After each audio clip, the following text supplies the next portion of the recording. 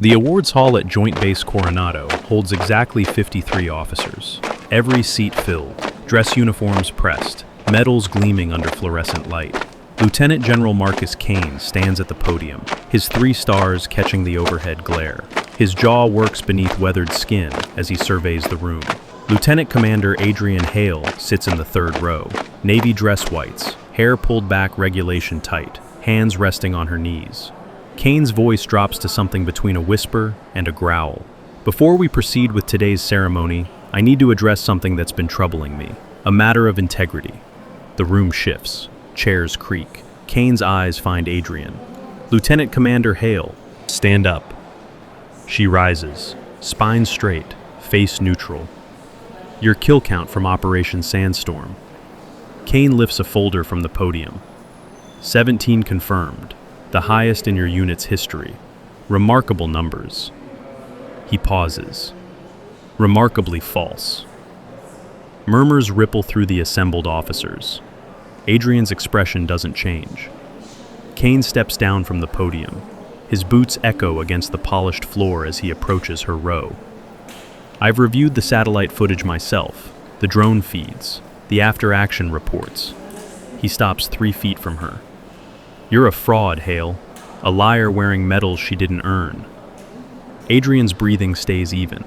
4 counts in, 4 counts hold, 4 counts out. Sir, the official review confirmed. The official review was conducted by your friends. Kane's voice rises. I'm conducting my own, and what I've found disgusts me. He's close now, close enough that the front row officers lean back.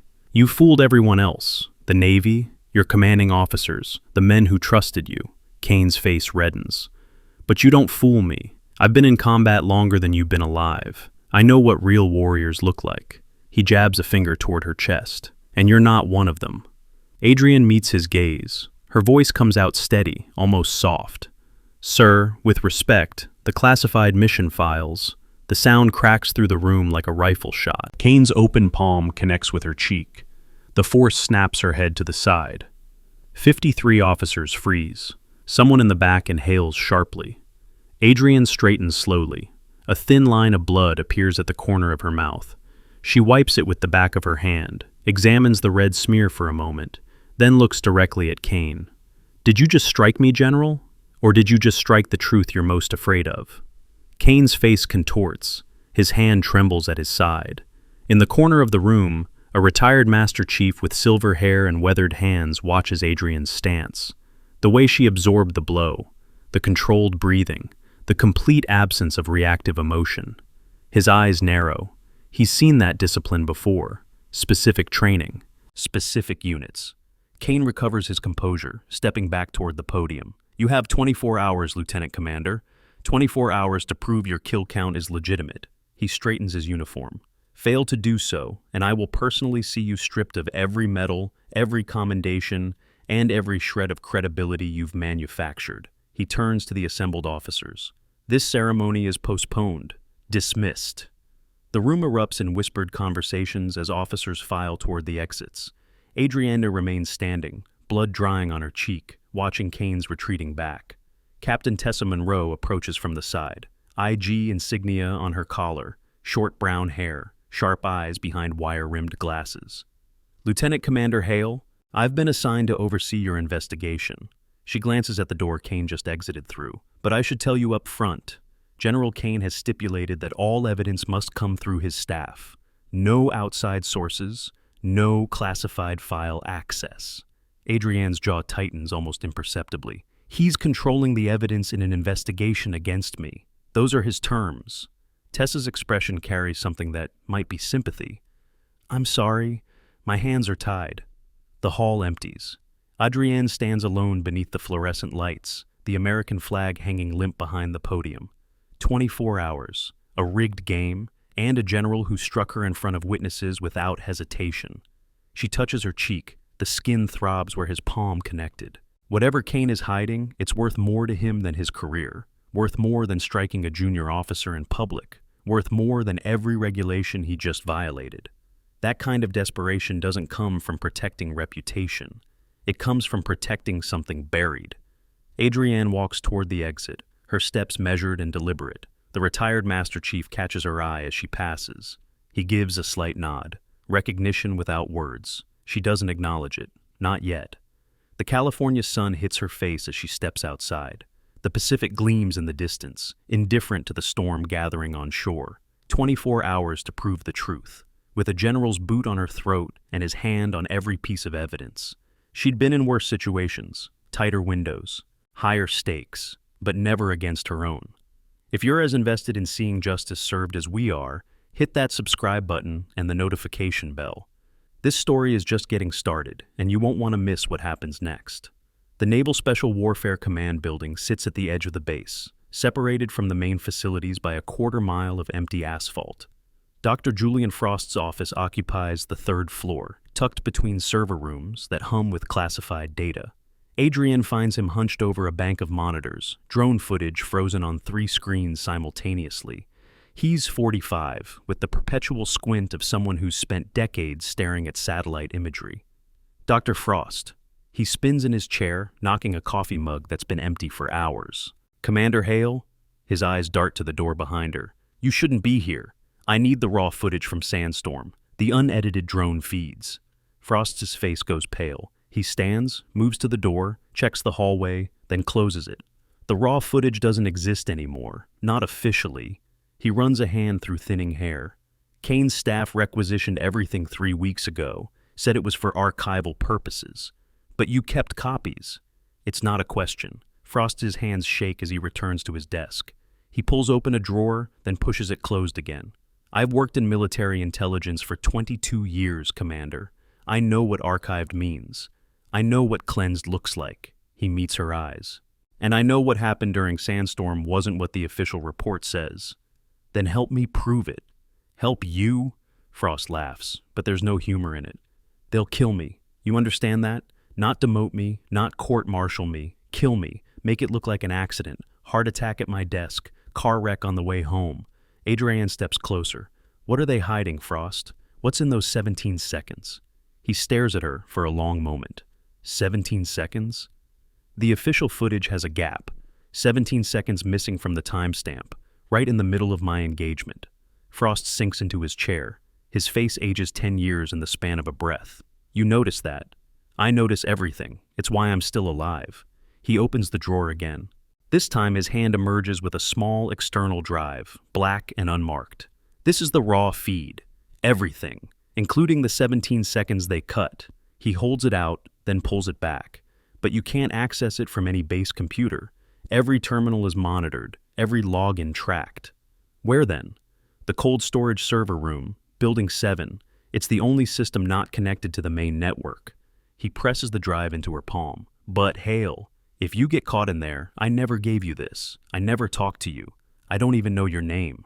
Adrienne pockets the drive. What's on those 17 seconds, Frost? He turns back to his monitors. The frozen drone footage shows a desert landscape, coordinates blinking in the corner. A ghost, he says quietly. A ghost that should have stayed buried. The server farm occupies the basement of Building 7, a squat concrete structure at the far edge of the base. No windows, single reinforced door, biometric scanner that glows red in the darkness. Adrienne approaches at 02:15. The skeleton crew has rotated. The security patrol won't swing by for another 18 minutes. She's dressed in black utilities, hair tucked under a watch cap. The drive sits heavy in her pocket. The biometric scanner presents the first obstacle. Her credentials were revoked from Building 7 access 3 hours ago. Kane's doing, no doubt. But biometric scanners have maintenance ports, and maintenance ports have override codes. She pulls a small toolkit from her belt. 30 seconds later, the scanner's housing comes loose. 45 seconds after that, she's inside. The cold hits immediately. Server farms run near freezing to protect the equipment. Her breath clouds in front of her face as she navigates the rows of blinking towers. The isolation terminal sits in the far corner, ancient compared to the rest of the equipment. No network connection, no remote access, just a keyboard, a monitor, and a drive port.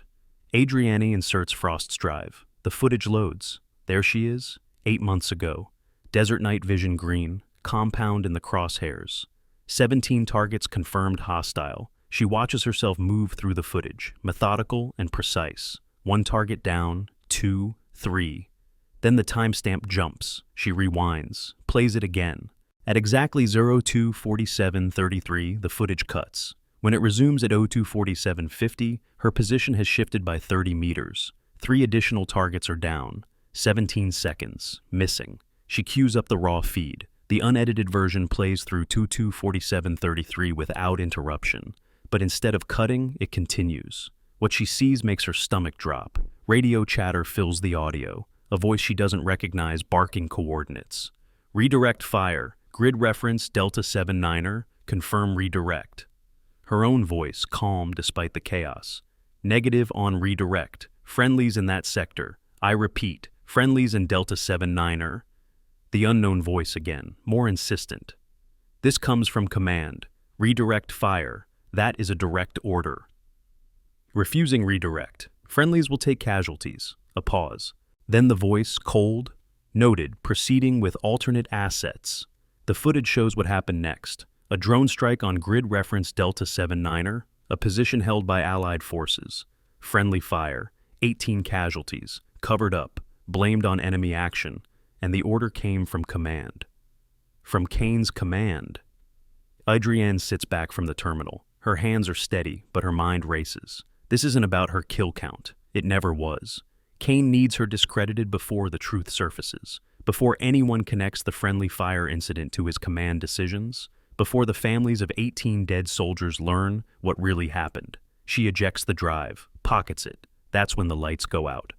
Emergency red floods the room. A klaxon blares once, twice, then cuts to silence. The door at the far end hisses, locking. The cooling system's hum changes pitch, grows louder. The temperature, already cold, begins to plummet. Adrienne moves to the door. The handle doesn't budge. She checks the emergency release. Disabled. The thermometer on the wall reads 32 degrees. As she watches, it drops to 30. 28. Someone triggered the emergency cooling protocol. Maximum refrigeration to protect the servers from fire. Except there's no fire, just her, trapped in a room that's going to hit sub-zero in minutes. She scans the ceiling. Maintenance access panels dot the grid, but they're 12 feet up. No ladder, no furniture to climb. 24 degrees. Her breath comes in visible clouds now. The cold seeps through her utilities, finding skin, finding bone. She checks the drive in her pocket. Intact. The evidence that could destroy Kane. The evidence that could get her killed. 20 degrees. The server towers offer no handholds. The walls are smooth concrete. The floor is sealed tile. But the cooling ducts, they run along the ceiling, feeding into vents every 20 feet. Adrienne positions herself beneath the nearest vent. She jumps, catches the edge, feels the metal bite into her fingers. The cold makes her grip uncertain, but she holds. 1 pull-up, 2. Her body clears the vent opening, 16 degrees. The duct is narrow, barely wide enough for her shoulders. She army crawls through the darkness, following the airflow back toward its source. Frost warned her about the cooling system, about how it could be weaponized. She should have listened. 12 degrees, the duct branches, left leads deeper into the building, right leads toward an exterior wall. She goes right. The crawl takes 3 minutes. 3 minutes of frozen metal against her palms, of air so cold it burns her lungs, of absolute darkness and the sound of her own heartbeat. Then she sees it, a maintenance hatch, outlined in the faint glow of exterior security lights. She kicks it open. Warm night air floods in. She tumbles out onto a gravel rooftop, gasping, shaking, alive. Footsteps below. Security patrol, responding to the alarm.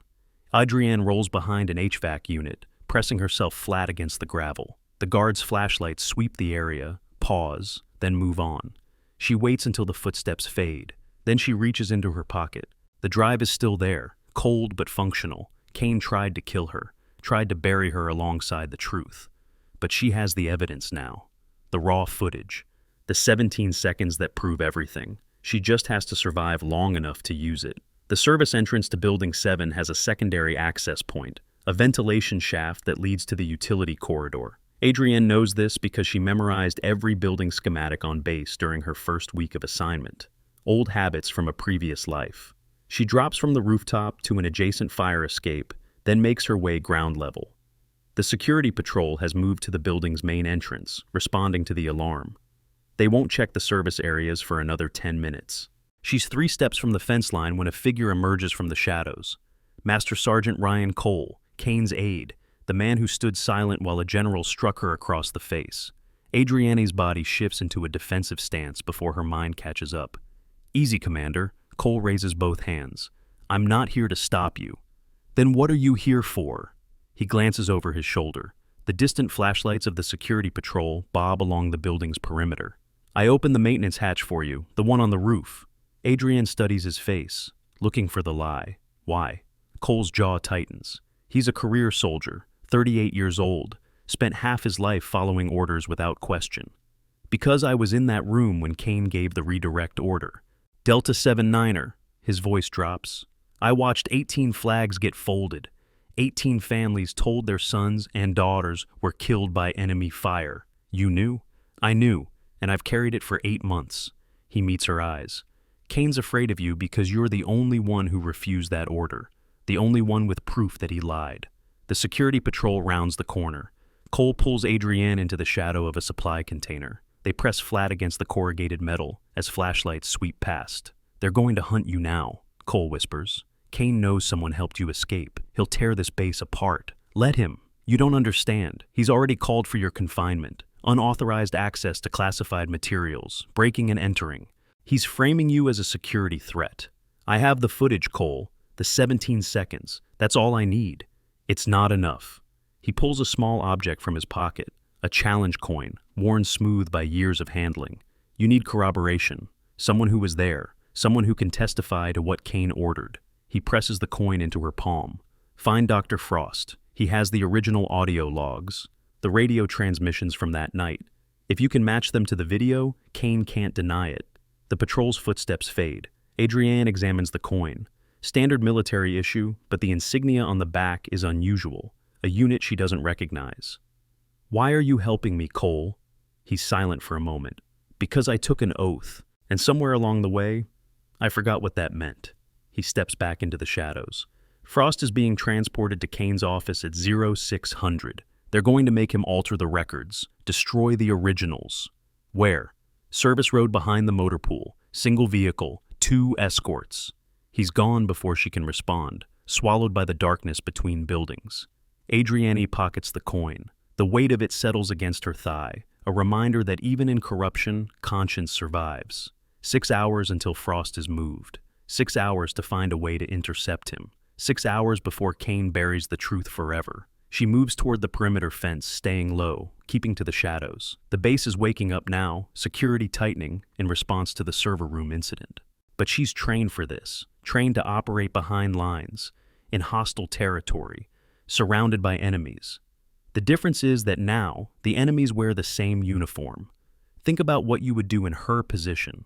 Betrayed by the system you swore to protect, hunting evidence that powerful people will kill to hide. Drop your thoughts in the comments below. I want to hear how you'd handle this impossible situation. The motor pool sits at the eastern edge of the base, separated from the main facilities by a half-mile of open ground. At 0545, Adrianne positions herself on a ridge overlooking the service road. The California sky bleeds orange at the horizon, dawn coming fast. She's been moving for 3 hours, avoiding patrols, doubling back through drainage culverts, using every piece of terrain as cover. The drive containing the 17 seconds rests in her left cargo pocket, Cole's coin in her right. Below, a black SUV idles behind the motor pool. 2 figures in utilities stand beside the vehicle. Their posture says military police. Their sidearms say serious. The back door of the motor pool opens. Dr. Julian Frost emerges, flanked by 2 additional escorts. His hands aren't bound, but the grip on his arm makes the situation clear. He's not a guest. He's a prisoner. Adrianne calculates the angles. 4 escorts, armed, trained. Direct confrontation isn't an option. She needs Frost, but she needs him alive. And she needs the audio logs he carries. The convoy begins to move. The SUV rolls forward, Frost in the back seat, escorts taking positions in front and rear vehicles. Adrianne tracks them through her scope. The service road winds through a maintenance area before joining the main base thoroughfare. There's a bottleneck where the road narrows between 2 storage facilities. 90 seconds until they reach it. She moves. The terrain drops sharply beyond the ridge, but she navigates it at speed, boots finding purchase on loose gravel, hands catching scrub brush to control her descent. 60 seconds. The bottleneck comes into view. 2 buildings, 12 feet apart. A chain-link fence running between them, topped with razor wire. 40 seconds. She reaches the fence. A maintenance access panel sits at the base, rusted but functional. She pries it open, slips through. 20 seconds. The convoy rounds the corner. Adrienne stands in the middle of the road. The lead vehicle brakes hard. The SUV behind it skids, nearly rear-ending. Doors fly open. 4 weapons train on her chest. "Hands! Show me your hands!" She raises them slowly, palms out, non-threatening. "Lieutenant Commander Hale, you're under detention for unauthorized..." "There's a bomb in that vehicle." The words cut through the chaos. The escorts freeze. "What did you say?" "The SUV, undercarriage, passenger side." Adrienne keeps her voice level. "Standard military IED configuration. Pressure trigger. The moment Dr. Frost exits the vehicle, it detonates." The lead escort's face cycles through disbelief, calculation, and fear. "You're lying." "Then open the door and find out." Nobody moves. Adrienne steps forward. One escort's weapon tracks her, but his finger isn't on the trigger. He's uncertain now. They all are.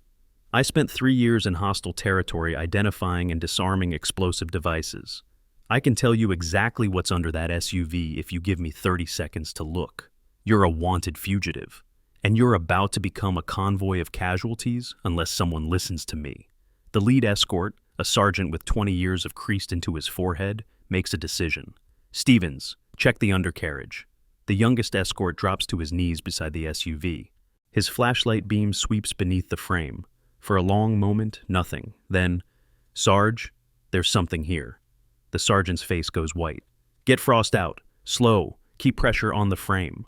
2 escorts move to the SUV.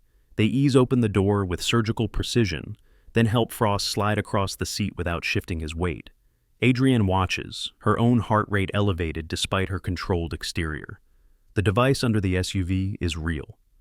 She spotted it during her initial surveillance. A professional job designed to eliminate Frost and any evidence he carried. Kane isn't just covering up friendly fire anymore. He's eliminating witnesses. Frost stumbles as he clears the vehicle, pale and shaking. The escorts hustle him toward the lead car, putting distance between the SUV and anything living. Adrienne intercepts him. "Dr. Frost, the audio logs, where are they?" His eyes are wild, darting between her and the SUV that nearly killed him. "My office. Secondary partition. Password protected." He grabs her arm. "They were going to kill me. Make it look like you did it." "I know." "The logs prove everything. Kane's redirect order, the timestamps that match your footage, everything." The sergeant approaches, weapon lowered, but not holstered. "Commander Hale, I don't know what's going on here, but you just saved this man's life." He pauses. "That buys you exactly 5 minutes before I'm required to call this in." "I only need 3, she turns to Frost. "Can you get me remote access to your partition? From any terminal on base, but it's monitored. Not the isolation systems. Building 7's cold storage." Understanding dawns on Frost's face. "You already have access." "I have physical access. I need your credentials." He rattles off a string of alphanumeric characters. She commits them to memory. The audio files are labeled with their timestamp. 024733 is the one you need. It has Kane's voice, his direct order, and your refusal. The sergeant checks his watch. 2 minutes, Commander." Adrienne meets Frost's eyes. "Get somewhere safe, off base if you can. Don't trust anyone in Kane's chain of command." "What about you?" "I'm going to finish this." She moves before the sergeant can object, disappearing between the storage buildings, leaving behind a convoy in chaos and a bomb that was meant to bury the truth along with the man who carried it. The isolation terminal in Building 7 is exactly where she left it. The cold storage room still reeks of industrial refrigerant, but the temperature has normalized since her escape. Adrienne works quickly. Frost's credentials grant access to a secondary partition, hidden beneath layers of standard filing protocols.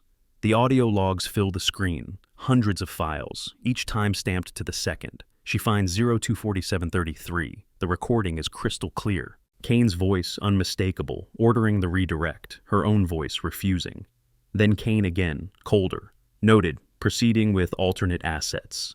She downloads the file to the drive. Then she cross-references it with the video footage from the previous night. The timestamps align perfectly. At 02:47:33, Kane ordered the strike on friendly forces. At 02:47:33, she refused. At 02:47:50, the drone strike hit Allied positions. 17 seconds of murder, authorized from the top. She copies both files to a secondary drive, backup, insurance. Then she accesses the base communication logs. The IG hearing is scheduled for 1400 hours. Captain Tessa Monroe presiding. Kane will present his evidence first, the doctored footage, the manufactured accusations.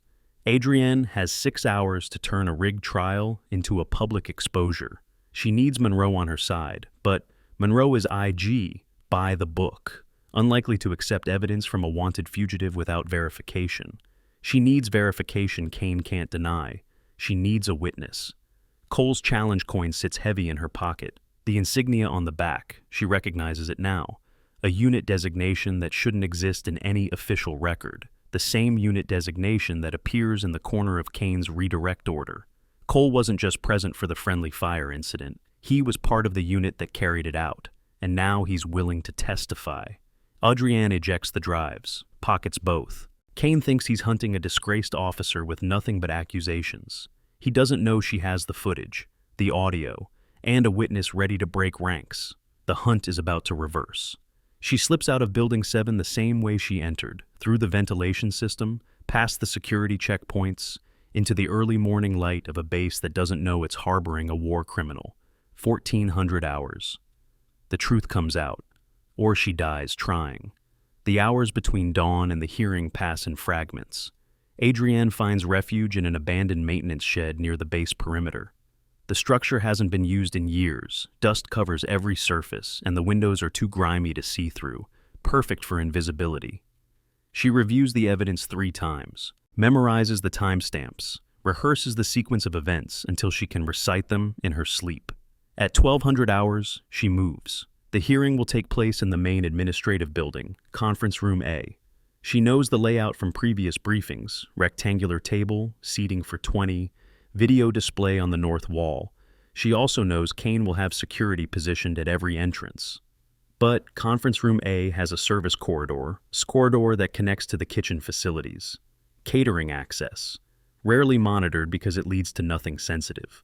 At 13:45, Adrienne enters the kitchen through the loading dock. She's dressed in borrowed civilian clothes, maintenance coveralls she found in the shed, baseball cap pulled low. The kitchen staff barely glance at her. Another contractor, another nameless face in the machinery of base operations. She finds the service corridor, follows it to a door marked Authorized Personnel Only. Beyond that door is Conference Room A. She checks her pocket, both drives present, the footage, the audio, everything she needs. 13:55. She hears voices through the door. Kane's voice, confident and measured, laying out his case against her. The evidence is clear. Lieutenant Commander Hale falsified her mission reports, inflated her kill count for personal advancement, and when confronted, attempted to access classified systems to destroy the proof. Murmurs from the assembled officers. This behavior is not just a violation of military protocol. It's a betrayal of everyone who served beside her. Everyone who trusted her. Adrienne's hand rests on the door handle. Kane continues. I recommend immediate discharge, forfeiture of all commendations, and criminal charges for falsification of military records and unauthorized computer access. 1400 hours exactly. She opens the door. Every head in the room turns. Kane's face goes pale, then red, then something between fury and fear. Captain Tessa Monroe rises from her seat at the head of the table. Commander Hale, you're not authorized to be here. No, ma'am, I'm not. Adrienne steps into the room. The door closes behind her. But I have evidence that changes everything General Kane has just told you. Security, Kane starts. Let her speak. Monroe's voice cuts through. Her eyes are sharp, calculating. This is an IG hearing. All relevant evidence must be considered. Kane's jaw works. He wants to object, wants to have her dragged out. But Monroe outranks him in this room, in this moment. Adrienne approaches the video display. General Kane has accused me of falsifying my kill count from Operation Sandstorm. He claims the official footage proves I'm lying. She pulls the first drive from her pocket, but the official footage has been altered. 17 seconds were removed, and those 17 seconds contain the truth. She inserts the drive. The screen flickers to life. The desert, night vision green, the compound, her engagement with hostile targets. And then, the moment the official version cuts. But this version doesn't cut. The radio chatter fills the room. Kane's voice, clear and unmistakable.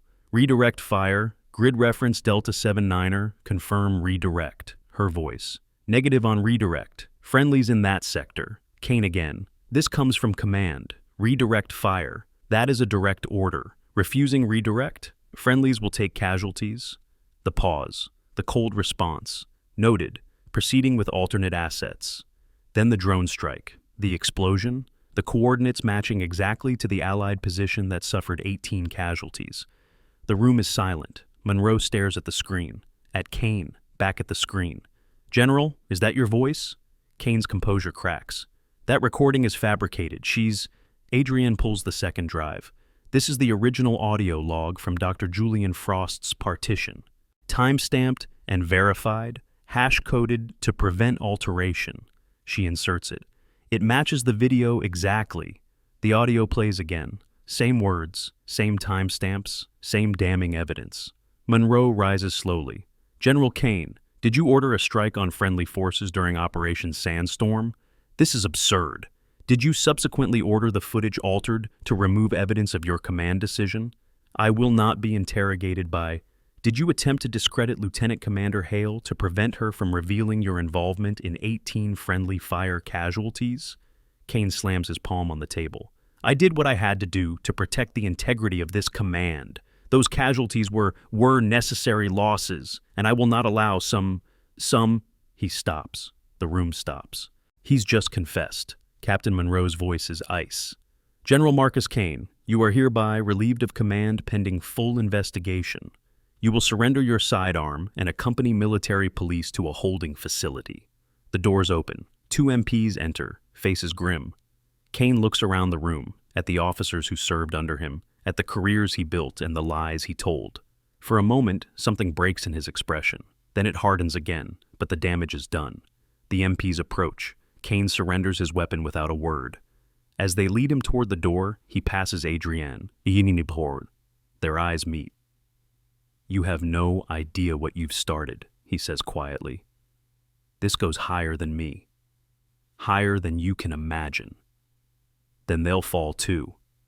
He laughs once, bitter, hollow, and then he's gone.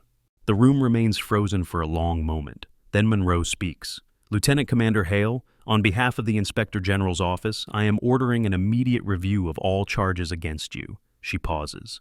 And I am recommending full restoration of your commendations, pending completion of that review. Adrienne nods. No triumph in her expression, just exhaustion, and something harder underneath. Ma'am, I have one request. Name it. The 18 casualties from Delta 79er. Their families were told they were killed by enemy action. She meets Monroe's eyes. They deserve to know the truth, and their sacrifice deserves to be honored properly. Monroe considers this for a long moment. Agreed. I'll begin the notification process personally. The hearing ends. Officers file out, casting glances at Adrienne, some sympathetic, others uncertain. A few openly hostile. She doesn't care. Ryan Cole catches her eye from across the room. He nods once, acknowledgement, respect, and disappears through the crowd. Dr. Frost is there too, pale but alive, watching from the back of the room. He gives her a small wave. She saved him. He saved her. The circle completes. Captain Monroe approaches as the room empties. Commander, there's something you should see. She leads Adrienne to a side office. A secure terminal glows on the desk. When we accessed Kane's files, we found references to a secondary operation, something called Tower 4. Monroe pulls up the file. The records are sealed. Classification level I've never seen before.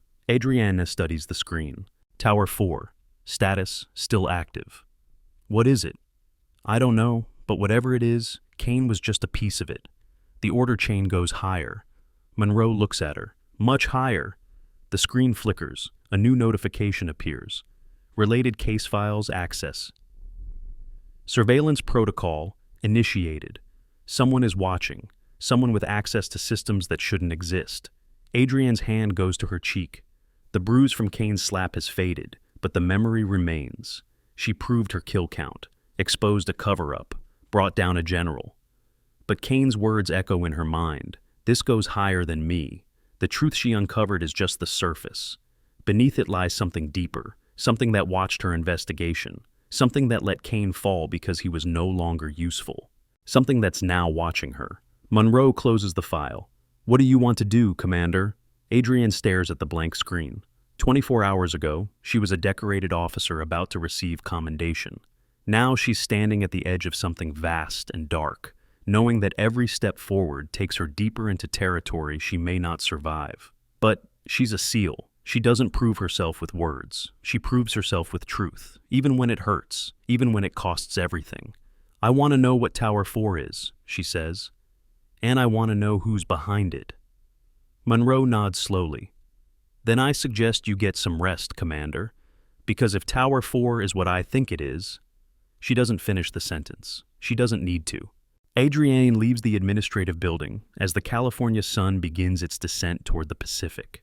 The base carries on around her, drills and formations, officers and enlisted, the endless machinery of military life. None of them know what she's just uncovered. None of them know what's coming. She passes a young recruit, barely 19, struggling with a heavy pack. Without thinking, Adrienne reaches out, adjusts the straps to distribute the weight properly. Easier that way, she says. The recruit blinks, recognizes the rank, snaps to attention. Ma'am, Adrienne waves him off and keeps walking. Somewhere out there, Tower 4 waits. A shadow operation with Kane as just one piece. A conspiracy that reaches higher than generals, deeper than classified files. And now they know someone is looking. The mark on her cheek has faded, but the truth she carries will leave scars that last forever. She pulls Cole's coin from her pocket, studies the worn insignia, a unit that doesn't exist, a mission that never happened, a pattern repeating across years, across operations, across casualties that families will never understand. SEALs don't prove themselves with words, she murmurs. The coin catches the dying sunlight. We prove ourselves with truth, no matter the cost. She pockets the coin and walks toward the setting sun, her shadow stretching long behind her. The hunt isn't over. It's just beginning. The IG conference room empties slowly, but the weight of what just happened lingers in the air like gun smoke. Captain Tessa Monroe stands at the head of the table, fingers pressed against the polished wood. The screen behind her still displays the frozen frame of Kane's face. The moment his composure shattered, the moment his confession spilled out before 50 witnesses. Adrienne remains near the door, watching officers file past. Some avoid her gaze. Others offer tight nods of acknowledgement. A few look at her like she's detonated a bomb in the center of their carefully ordered world. She has. Monroe waits until the last officer exits, then closes the door. Commander, we need to talk about what happens next. Adrienne crosses the room. Her body aches from 36 hours without sleep, but her mind stays sharp. Training doesn't fade just because exhaustion sets in. Kane mentioned Tower 4 before they took him, said this goes higher than him. I saw the file reference when we accessed his system. Monroe pulls up a secure tablet, scrolls through classified documents. Tower 4 appears in 7 different operations over the past 3 years. Always peripheral, always redacted, like someone's been very careful to keep it invisible. Who has access to that classification level? That's what concerns me. Monroe sets the tablet down. The authorization codes trace back to the Pentagon, Joint Chiefs level, maybe higher. Adrienne absorbs this. Kane was a 3-star general. If Tower 4 operates above his clearance, the implications stretch far beyond one man's attempt to cover up friendly fire. What about Frost? The audio logs he preserved, are there more? Dr. Frost is being debriefed in a secure location. He's cooperating fully. Monroe pauses. He mentioned something during initial questioning, said Kane wasn't the only one who requested altered footage over the past year. There were at least 4 other operations where data was scrubbed. Different commanders, different theaters, same pattern. 4 operations, same pattern. A network. Not just one corrupt general, but a system designed to bury mistakes at the highest levels. I need access to those files. That's above my authority, Commander, and frankly, it should be above yours. Monroe meets her eyes. But after what you just proved in that room, I'm inclined to push boundaries. She hands Adrienne a secure access card. This grants you temporary IG investigator status. It won't get you into Tower 4 directly, but it will let you pull peripheral records, requisition logs, personnel transfers, communication metadata. Adrienne takes the card. The weight of it feels disproportionate to its size. Why are you helping me? Monroe is quiet for a moment. 18 families received folded flags and letters about enemy action. 18 families who will now learn their children were killed by their own command structure. Her voice tightens. I have a son in the Marines, 19 years old, deployed to a forward operating base I can't even name. She doesn't need to finish the thought. I'll find out what Tower 4 is, Adrienne says, and I'll find out who's protecting it. Be careful, Commander. Kane was powerful, but he was also expendable. Whoever runs Tower 4 let him fall because he became a liability. Monroe's expression hardens. The moment you become a liability, they'll do the same to you. The warning settles into Adrienne's bones. She's operated in hostile territory before. She's faced enemies who wanted her dead, but those enemies wore different uniforms, spoke different languages, existed on the other side of clearly drawn lines. This enemy wears the same stars and stripes, speaks the same oaths, hides behind the same flag she's sworn to protect. That makes them more dangerous than any foreign adversary. She pockets the access card and moves toward the door. Commander, Monroe's voice stops her. The hearing officially cleared your record. Your commendations will be restored within 72 hours. There's going to be a ceremony. Adrienne turns. I don't need a ceremony. I know, but the institution does. Monroe's expression softens slightly. The men and women who serve under leaders like Kane need to see that the system can correct itself. That truth still matters.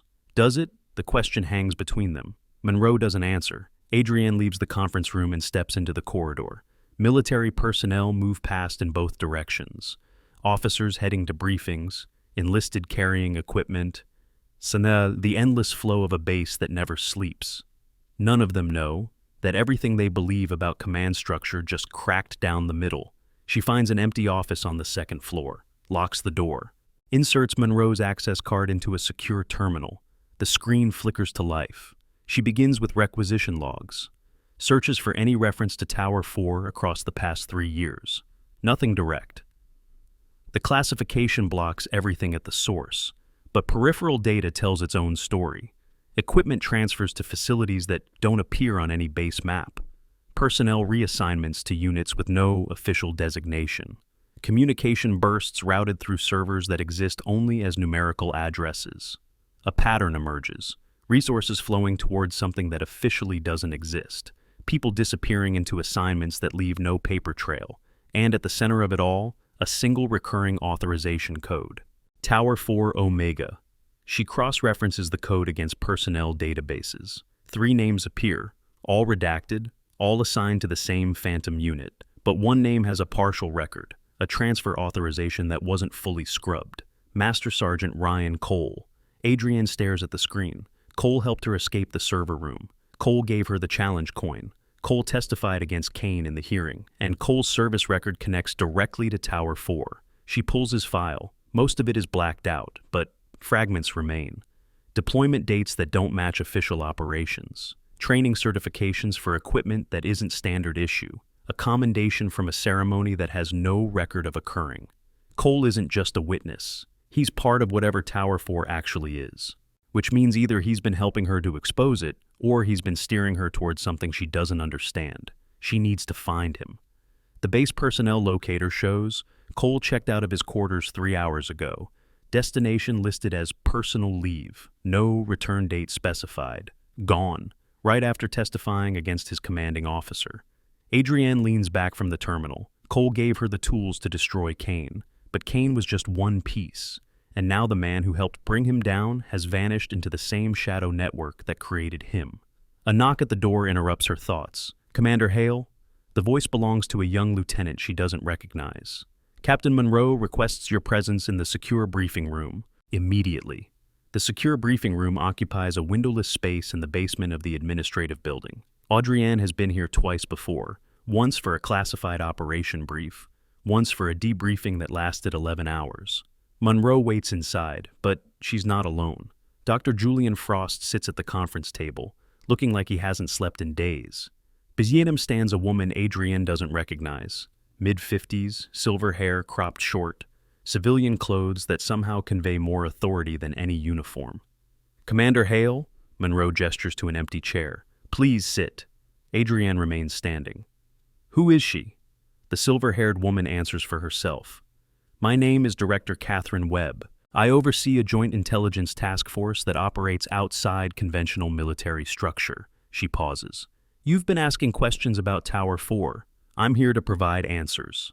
Adrienne's guard rises. Intelligence directors don't show up to provide answers. They show up to manage problems. "I'm listening." Webb moves to the head of the table. She carries herself like someone accustomed to controlling rooms full of powerful people. Tower 4 is a contingency program established 12 years ago. Its purpose is to manage operational failures that could destabilize public confidence in military leadership. She lets that sink in. Friendly fire incidents, civilian casualties, command errors that result in unnecessary deaths. Tower 4 ensures these events are handled with appropriate discretion. "You mean covered up?" "I mean managed." Webb's expression doesn't change. The American public believes their military operates with precision and accountability. That belief is essential to national security. Tower 4 protects that belief. Adrienne feels something cold settle in her chest. 18 soldiers were killed by their own command. Their families were lied to. Their sacrifice was erased. Their sacrifice was recontextualized. Webb's voice remains level. The outcome serves the greater good. Individual tragedies cannot be allowed to undermine institutional stability. Kane tried to destroy me to protect your cover-up. He struck me in front of 50 officers. He tried to have Frost killed. General Kane exceeded his authority. His methods became liabilities. Webb folds her hands. "Which is why we allowed your investigation to proceed. Kane needed to be removed. You provided a convenient mechanism." The words hit Adrienne like a second slap. They let her expose Kane. They used her to clean up their own mess. "I'm not your convenient mechanism. You are whatever we need you to be, Commander." Webb's tone hardens. "You've seen classified information that could destabilize military operations across 3 theaters. You've accessed files that carry life imprisonment penalties for unauthorized disclosure. And you've done all of this while technically operating as a fugitive from military justice." The threat crystallizes. They're not here to answer questions. They're here to make her disappear. "So what now? I end up in some black site? Another accident like the one you planned for Frost?" Webb shakes her head. "Nothing so crude. You're too visible now. Too many people watched you expose Kane. Too many questions would arise if you vanished." She slides a folder across the table. "We're offering you a choice." Adrienne doesn't touch the folder. "What choice?" "Join Tower 4. Use your skills and your clearance to help us manage future contingencies. In exchange, your record remains clean, your commendations stand, and you receive access to operations that most flag officers will never see. And if I refuse? Then your investigation ends here. The files you've accessed will be reclassified. Your testimony about Kane will be sealed, and you'll spend the remainder of your career in administrative assignments so far from operational relevance that you'll forget what combat feels like. Career death, not physical elimination, just professional erasure. Adrienne looks at Monroe. The IG captain's face is carefully neutral, but something flickers in her eyes. Frustration, maybe anger. She looks at Frost. The analyst stares at the table, shoulders hunched. He knows what Tower 4 represents now. He knows what his silence costs. She looks back at Webb. "You think I care about my career? I think you care about the 18 families who deserve to know what happened to their children." Webb's voice drops. "That notification process Captain Monroe mentioned, it requires authorization from my office. Authorization I can grant or deny based on how this conversation concludes. The leverage is absolute. Webb holds the truth hostage. Cooperate, and the families learn what happened. Refuse, and 18 deaths stay buried forever." Adrienne's hands curl into fists at her sides. This is what they do. This is how they operate. Not with bullets and bombs, but with leverage and silence. They turn truth into currency and spend it to buy compliance. She could accept, join Tower 4, work from inside to expose them gradually. But she knows how that story ends. Compromise by compromise, justification by justification. Until one day she looks in the mirror and sees Marcus Kane staring back. No. Webb's eyebrow rises. I'm sorry? I said no. Said, I won't join your program. I won't help you bury the next 18 casualties or the 18 after that. Adrienne steps toward the table. And you're going to authorize those family notifications anyway. And why would I do that? Because I'm not the only one who saw that footage. Dr. Frost has copies. Master Sergeant Cole has copies. Captain Monroe has copies. She gestures around the room. You can bury me. You can end my career, but you cannot unring a bell that's already been rung. Webb's expression flickers, just for a moment. Just enough. The footage will be reclassified. The footage is already distributed. Hash-verified copies sitting on drives that you'll never find. Dead man switches that activate if I don't check in every 72 hours. Adrienne leans forward. You taught me this, Director. You taught all of us. Redundancy, contingency, insurance against exactly the kind of institutional failure you represent. The room goes silent. Monroe's expression shifts. Something like hope buried beneath professional composure. Frost raises his head. His eyes are clearer now. Webb studies Adrienne for a long moment. You're bluffing. Am I? Adrienne pulls Cole's challenge coin from her pocket, sets it on the table between them. Cole disappeared 3 hours ago. Want to guess where he went? Want to guess what he's carrying? The coin sits on the polished wood. The insignia catches the fluorescent light. A unit that doesn't exist. A mission that never happened. A pattern that someone is finally brave enough to break. Webb stares at it. Cole is one of ours.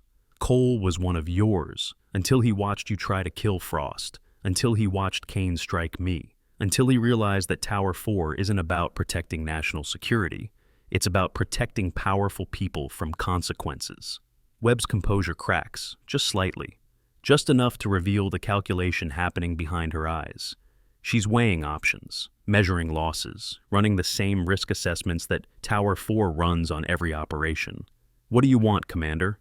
The family notifications, all 18, complete disclosure of what actually happened. That's classified. Then declassify it. Operational security doesn't extend to lying about how American soldiers were killed by American command decisions. Webb's jaw tightens. What else? A full investigation into Tower 4's operational history. Every incident, every cover-up, every family that deserves to know what really happened to their loved ones. That would take years. Then it takes years, but it starts now, today, with your authorization. The silence stretches. Monroe clears her throat. Director Webb, I should inform you that my preliminary report on General Kane's actions has already been submitted to the Inspector General's central office. The report includes references to Tower 4 and recommendations for expanded investigation. Webb turns slowly. You submitted that without authorization? IG investigations don't require authorization from intelligence directors. Monroe meets her gaze steadily. That's rather the point. The walls close in around Webb. She's outmaneuvered, outflanked by a SEAL commander, an IG captain, and an analyst who was supposed to die in a staged accident. This isn't over, she says quietly. No, Adrienne agrees. It's just beginning. Webb gathers the folder she brought, the one Adrienne never opened, and moves toward the door. She pauses at the threshold. You've made powerful enemies today, Commander. People who don't forget. People who don't forgive. I've had powerful enemies before. Not like these. Then they'll learn what the others learned. Adrienne's voice carries the weight of 3 combat deployments, 17 confirmed engagements, and a lifetime of proving herself against impossible odds. SEALs don't prove themselves with words. We prove ourselves with truth, no matter what it costs. Webb holds her gaze for a moment longer, then she's gone. This is the moment everything changes, not just for Adrienne, but for a system that thought it could bury its mistakes forever. If this story resonates with you, share it with someone who needs to hear it. Hit that like button and subscribe so you don't miss what comes next, because Tower 4 is just the beginning. The base chapel sits at the western edge of the compound, overlooking the Pacific. At 1700 hours, the sanctuary fills with officers and enlisted personnel, families in civilian clothes, and a color guard that moves with mechanical precision. 18 folded flags rest on a table at the altar, 18 photographs, 18 names that will finally receive the truth they deserve. Captain Monroe stands at the podium. 8 months ago, these men and women were killed in action during Operation Sandstorm. Their families were told they fell to enemy fire. That was a lie. The words ripple through the crowd. Some expected this. The rumors have been spreading since Kane's arrest. Others hear it for the first time. A mother in the third row presses her hand to her mouth. They were killed by a command decision. A decision made by officers who prioritized their reputations over the lives of those who served under them. Monroe's voice stays steady, but her hands grip the podium edges. Today we correct that record. Today we honor their sacrifice with the truth it deserves. She reads each name, each service record, each commendation earned and life cut short. Adrienne stands in the back of the chapel, dress uniform pressed, medals restored to their proper positions on her chest. The bruise on her cheek has faded to a yellow shadow. She watches the families receive their folded flags for the second time, this time with understanding instead of confusion, this time with anger alongside grief, this time with truth. After the ceremony, she finds a quiet space on the bluff overlooking the ocean. The sun descends toward the horizon, painting the water in shades of gold and copper. Footsteps approach from behind. Beautiful view. Dr. Frost settles onto the bench beside her. He looks better than he did in the briefing room, still tired, but something has lifted from his shoulders. I used to come here when the analysis got too heavy. Help me remember there was a world outside the data. How are you holding up? Better than expected. The IG has me in protective status until the investigation concludes. Should take about a year, they say. He shrugs. I've spent 22 years staring at screens. A year of not being hunted sounds almost like vacation. Adrienne almost smiles. What will you do after? Retire, probably. Find a teaching position somewhere quiet. Maybe write a book about drone analysis that no one will read. He glances at her. What about you? I don't know yet. It's honest. For the first time in her career, Adrienne doesn't have a clear objective. No mission brief, no operational parameters. Just an open horizon and the weight of everything she's uncovered. There's going to be pushback, Frost says quietly. Webb wasn't lying about powerful enemies.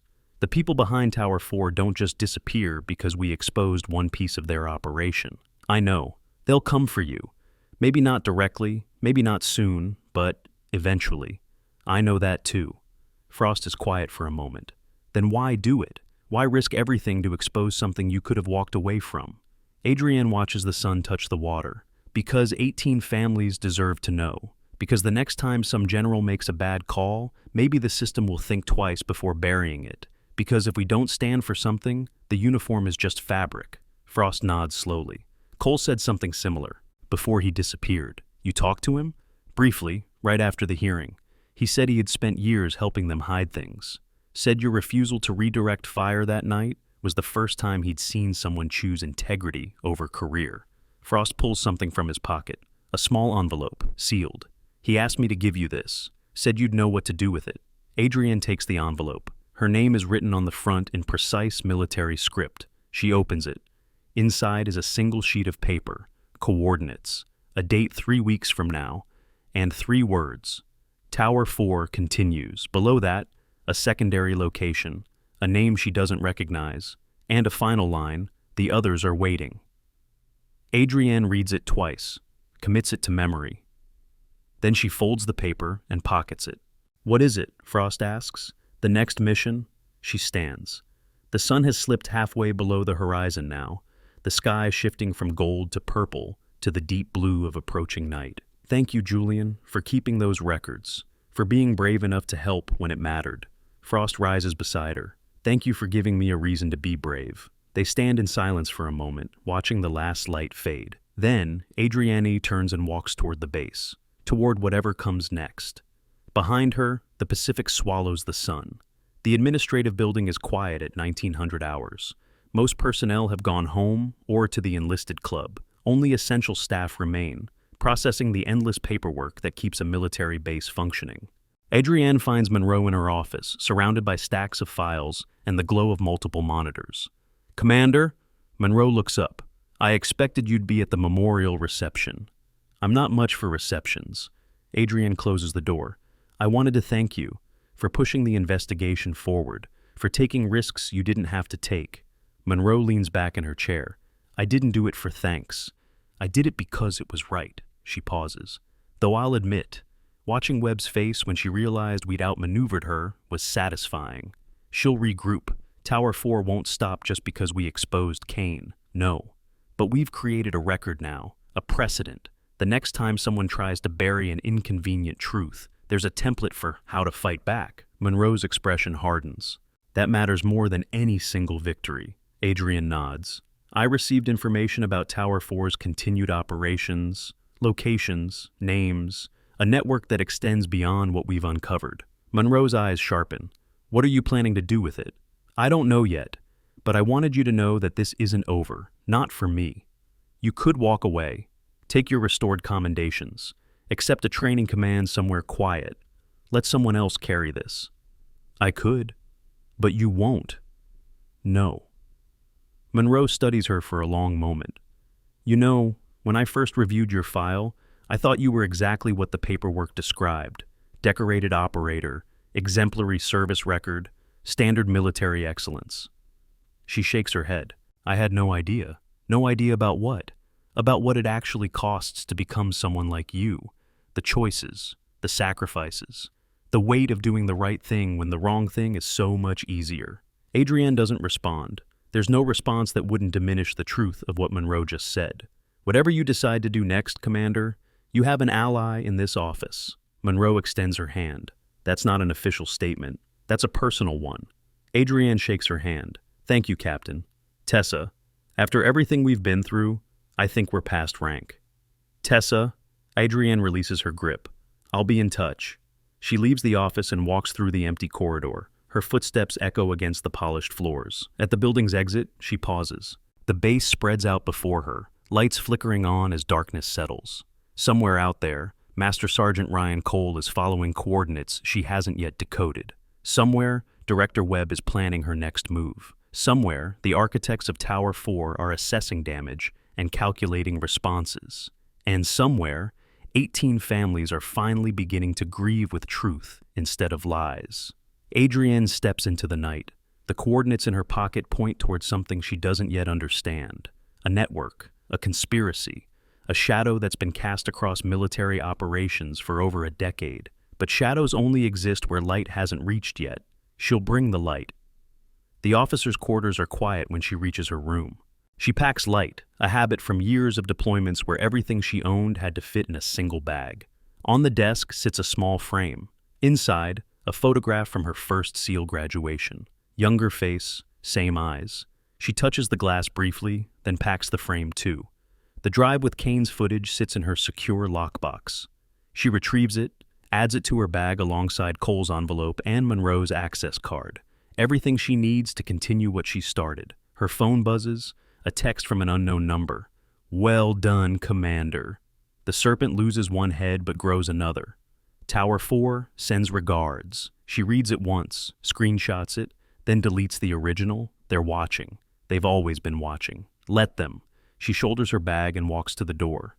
On the threshold, she pauses. The room holds nothing personal anymore. Just standard military-issue furniture and the echo of a career that almost ended in a rigged courtroom. But careers don't define legacies. Actions do. Truth does. She killed her chances of a quiet command. She killed her chances of political advancement. She killed every comfortable option that would have let her look away from what she found. And she'd do it again. Because 18 families know the truth now. Because the next whistleblower has a template to follow. Because somewhere in the military's massive bureaucracy, someone is watching and thinking maybe integrity isn't career suicide after all. That's worth more than any medal. The hallway stretches ahead. Fluorescent lights humming, exit signs glowing red in the distance. She walks toward them. Behind her, the pass closes like a door. Ahead, Tower 4 waits. The base gate logs her departure at 2137. The guard wishes her safe travels without knowing where she's going. She doesn't know either, not exactly.